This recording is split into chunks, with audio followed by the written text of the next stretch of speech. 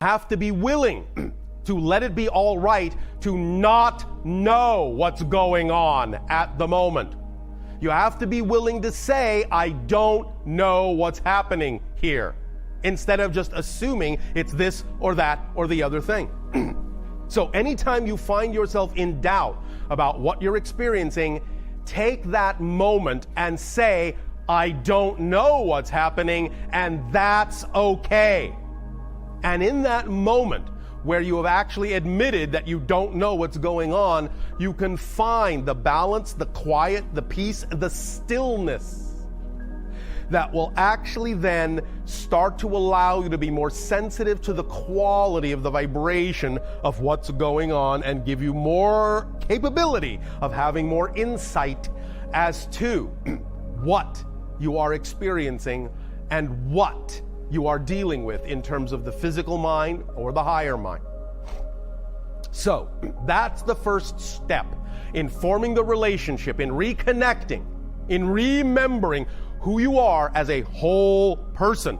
That's the first step, is just taking a moment of quiet, of pause, of stepping back into a neutral place and letting it be all right to not know what the answer is.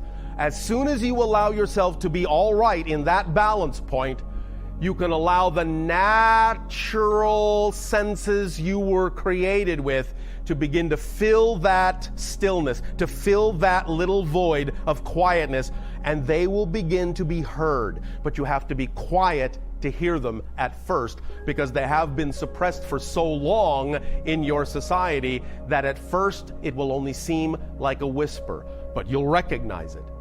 In the quiet, if you truly allow the quiet to happen, there will be no other sound, and thus you'll be able to recognize the quality of those little whispered voices for what they are. And as soon as you really start paying attention to what they are, you can start to guide yourself with them in the direction of your preference. And as you do that, bit by bit, and this may take some practice, it's all right, bit by bit, you will start to gain more discernment as to exactly what vibration is representative of what, and you will start to pacify the ego into understanding that it's not going to die, it's not going to be annihilated, that in fact this is what it really wants, because it is tired of laboring under such stressful circumstances. It is tired of bearing the weight, and you're going to take the load off and you're going to bring it along. It's not going to go anywhere. It is your friend. You love it. It is serving you. It is designed for a purpose of focusing you in the physical reality experience you wanted to have, in the theme you wanted to explore, and you cannot live without it. Literally, you cannot live without it.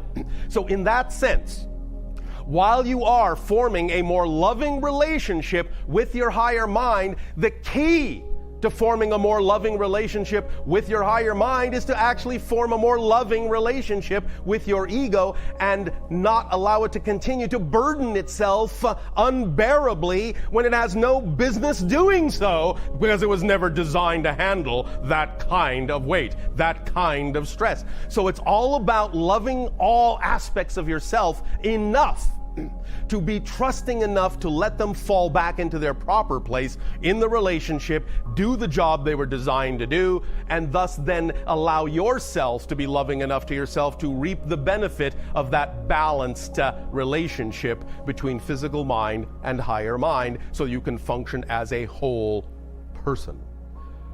Does this make sense? Yes. All right.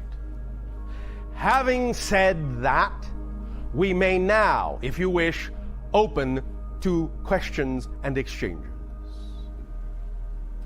We have a question from our listeners at News for the Soul. All right. I you may get the ball rolling. Okay. I guess this question dovetails exactly with what you're talking about, which is, I was thinking of a... One moment.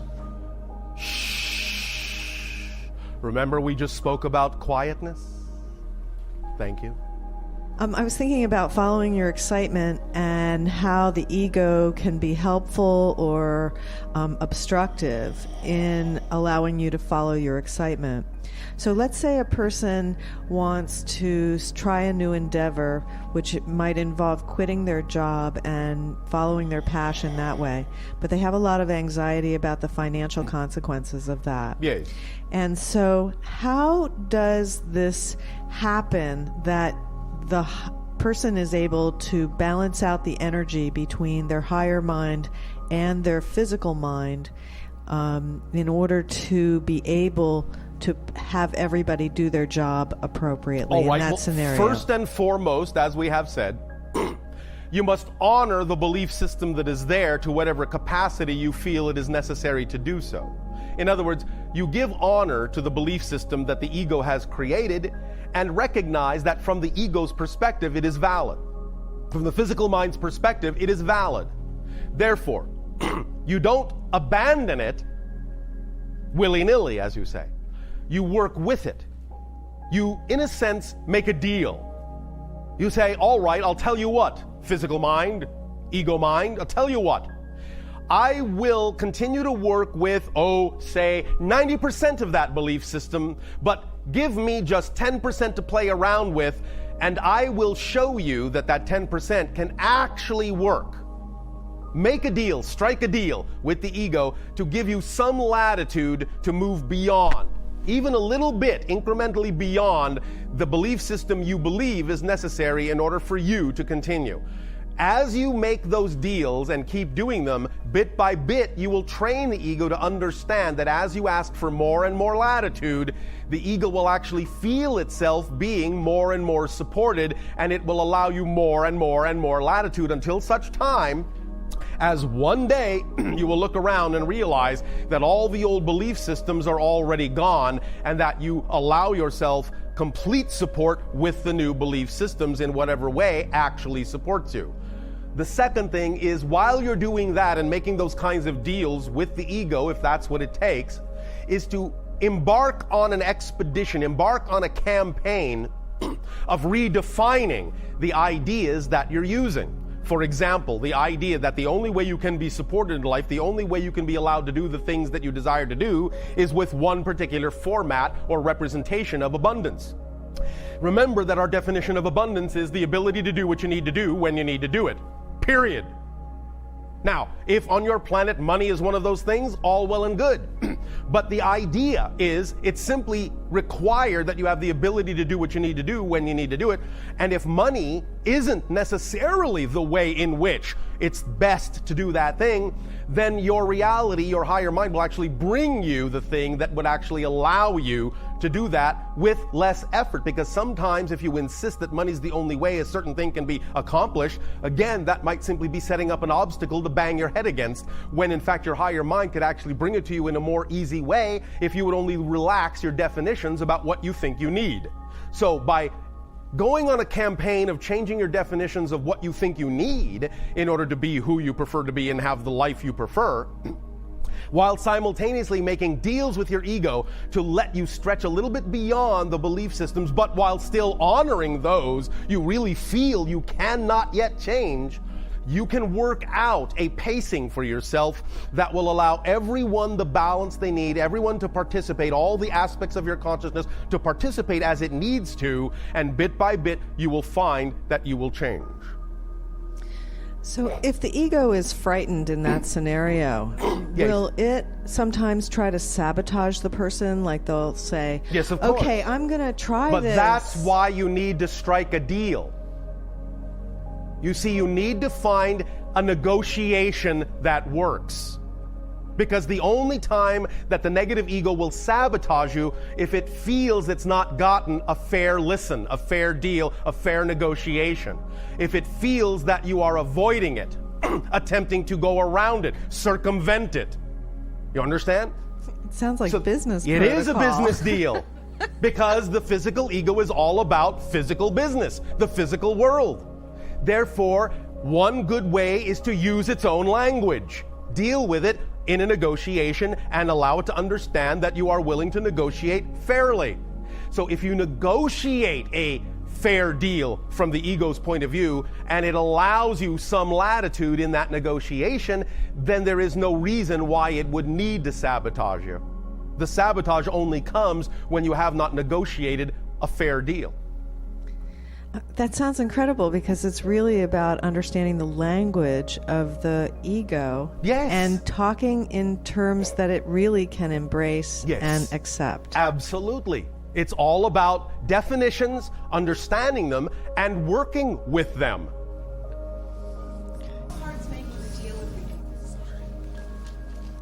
So just to be clear, which part is making the deal with the ego? Very good question, because you see, that's where the cleverness comes in. Because the idea is that the one that is actually negotiating with the ego is the higher mind. And so by bringing up the issue of creating a fair negotiation, you have already brought the higher mind to the table. And it starts negotiating with the physical mind in a fair manner, because higher mind is all about balance and fairness. But you're using the physical mind's language in order to get the idea across. So both are present in the negotiation. That's the issue. Both are present at the table. By even offering the idea of a negotiation, you have brought both the physical mind and the higher mind to the table to work out the best deal for the whole person. And that's the underlying issue in the negotiation. You are working out a fair deal for everything involved, for the whole being, for both sides, for both polarities. All right? Okay, that's great. I'm getting a lot more clear on how you can have this dialogue with all these different aspects of yourself. Yes. And become a unified person. Yes. Thank you. Thank you, Thank Bashar. you. Good day, Bashar. And to you, good day. Thank you. Recently, in my meditations, especially with the use of entheogens, I have The use of entheogens. define. Well, the scientific name for it, entheogen, en meaning in, theo is God, gen is generate, so it's plants that generate God within, such as like mushrooms and things of those nature. Understood. Okay, so I've done mudras. Yes. And later finding out my ego, physical mind, doing research, finding out there are ancient Tibetan hand signals that raise frequency. Yes. What is it? Is this my higher mind communicating with me? Why is this happening? Is it like a quantum overlap? What's Well, yes, in a sense, although again, remember that all of these things are simply permission slips. You understand? Sort of. Can you elaborate? The notion of permission slips is simply that which you are attracted to use as a symbolic helpmate to put yourself in the proper state of being that represents more of your true self.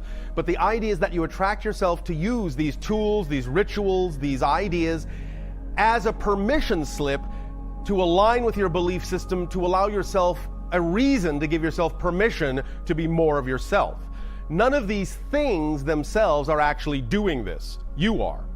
But they are designed by nature to function as permission slips to allow you to give yourself permission to unlock those states of beings within you. And the ultimate realization that comes from the use of permission slips is that you no longer need them to create the state.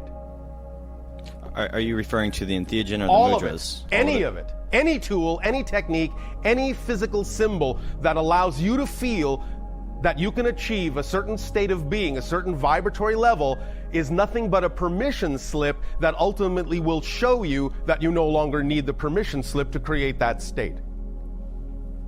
Does that make sense? Yeah, it makes sense. I guess I'm a little bit more questioning, like, when this is happening. Also, I guess you could say like Reiki type healing occurs as well. Yes. But again, all healing is done by simply creating a vibration that suggests to the person to be healed what frequency they need to match within themselves in order to create the experience of healing for themselves. I understand that.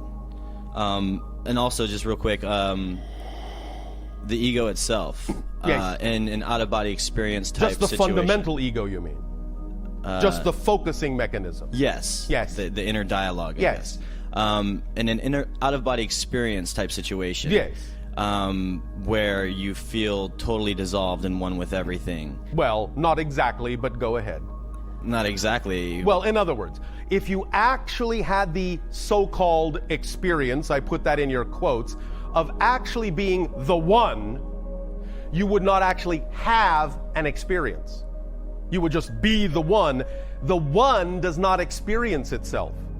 The only way that the one could experience itself was by creating itself as the all.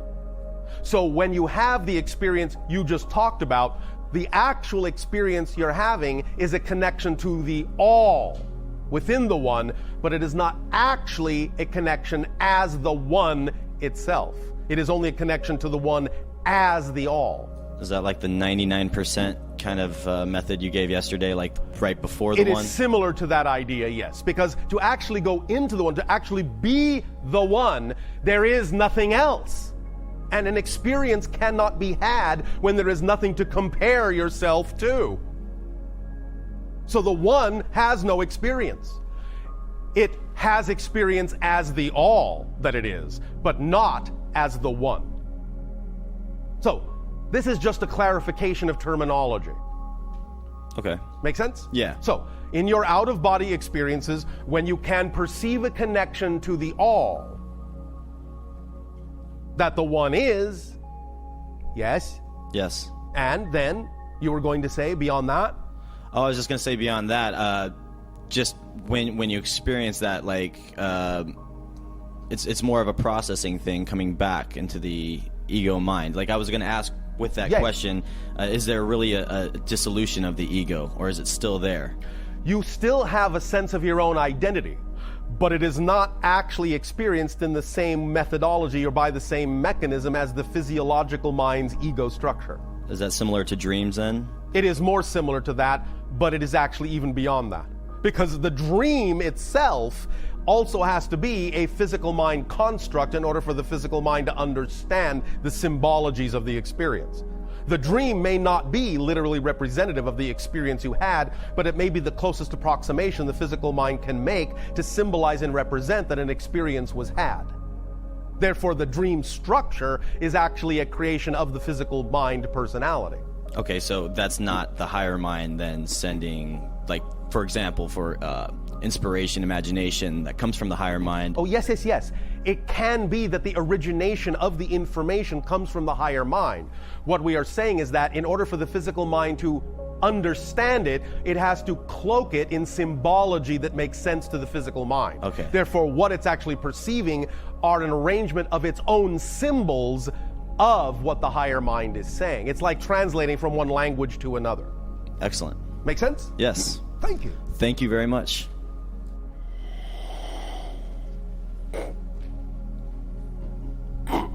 Good day, Bashar. And to you, good day.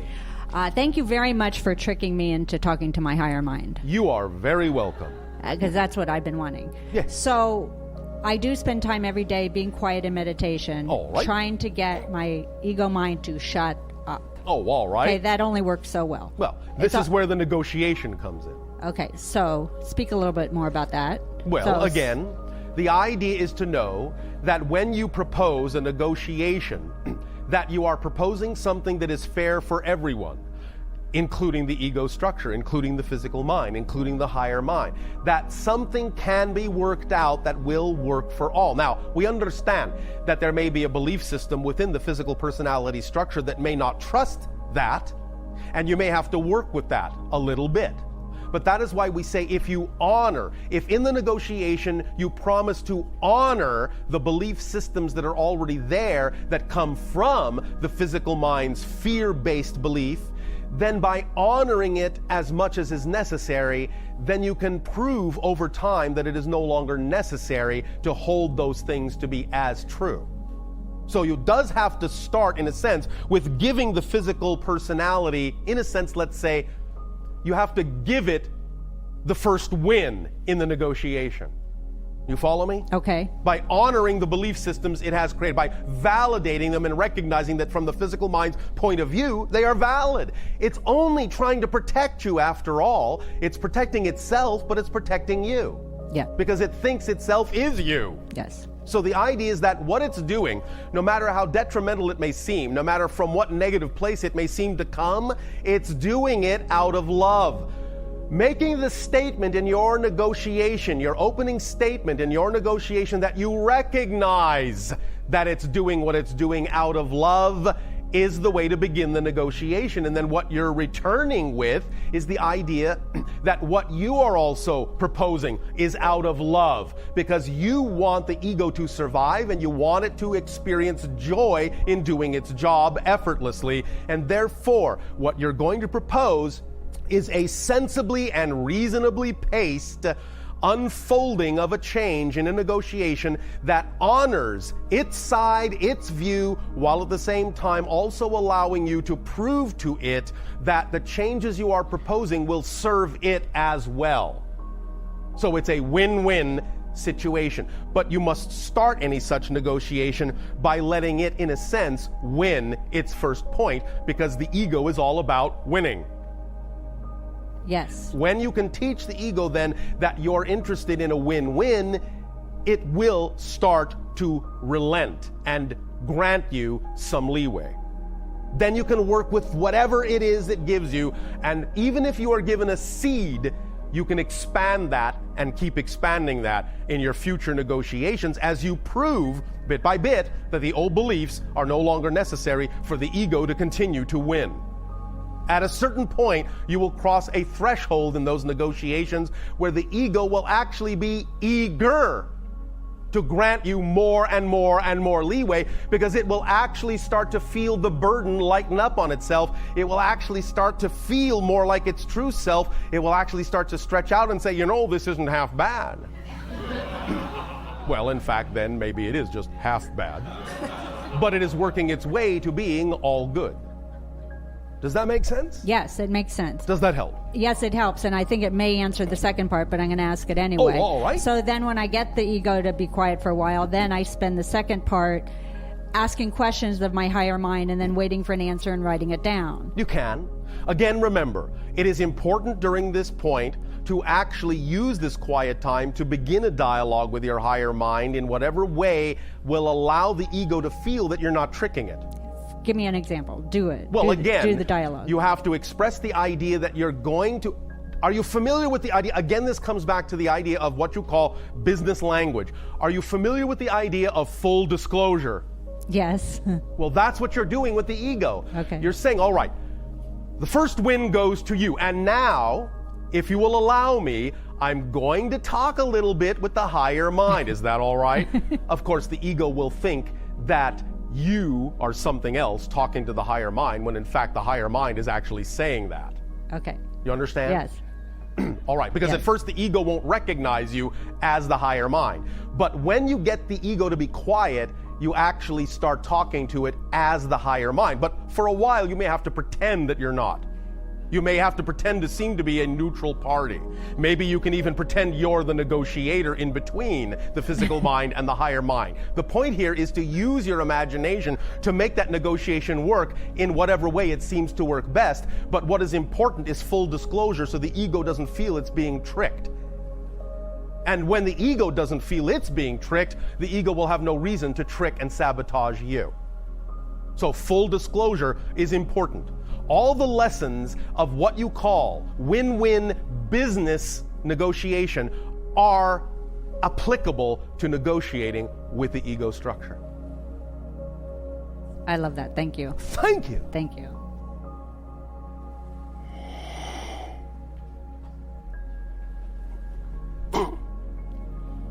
Bashar, I am absolutely excited and delighted to be here with you. Oh, all right. Thank you so and much. Good day. Good day to you. Good day.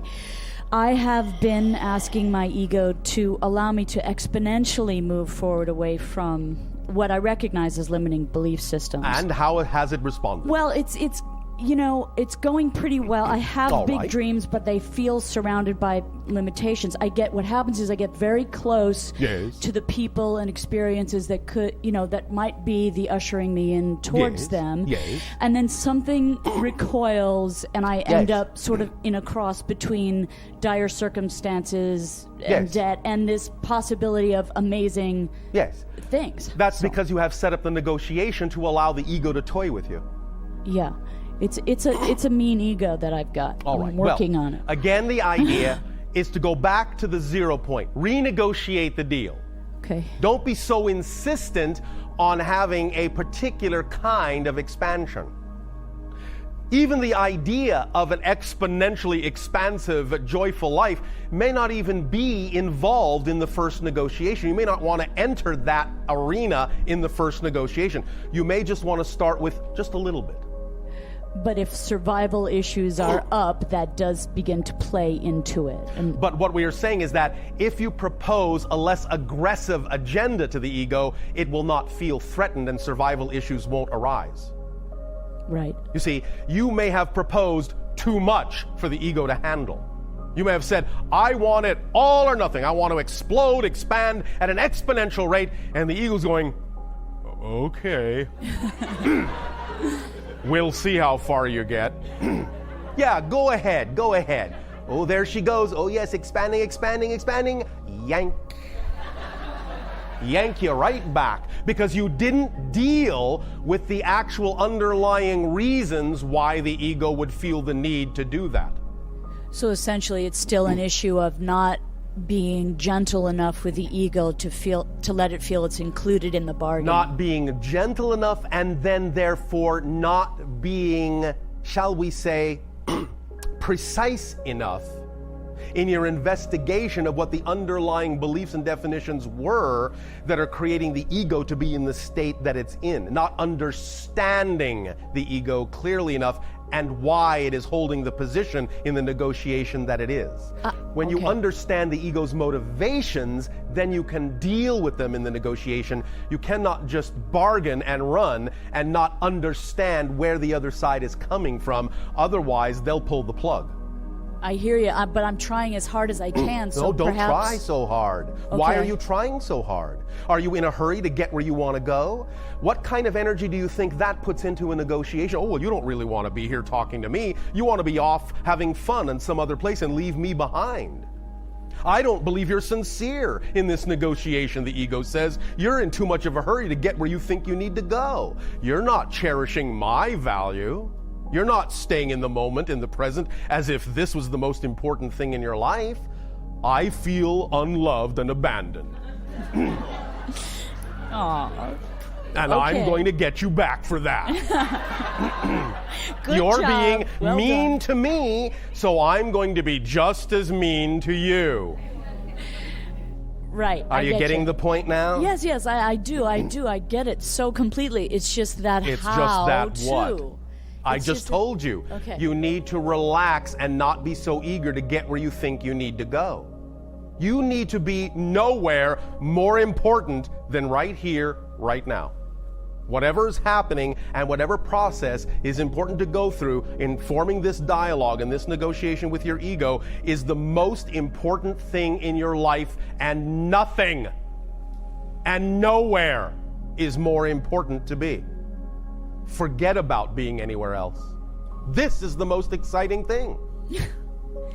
And if I end up on the street corner without a home, Oh, good way to set yourself up. well, it's heading there. Who is saying that? Some bastard, man. I'm gonna go wrestle with him. The negative Excuse me. ego is saying that to try and scare you because you've scared it. Don't you understand? That's how it works. If you scare the negative ego, it will scare you back by making you believe. Remember what we said about negative ego reinforcing negative beliefs? Yes. So when you scare the negative ego by making it think you're going to abandon it, it will scare you into seeing a future that is one to avoid, so you won't go away. It's covering the reality you could have with a smokescreen, an illusion of a reality you don't want, so you won't move in that direction because it doesn't want you to go. Because you've let it think you're abandoning it. Because you're not treating it with enough respect. Gotcha.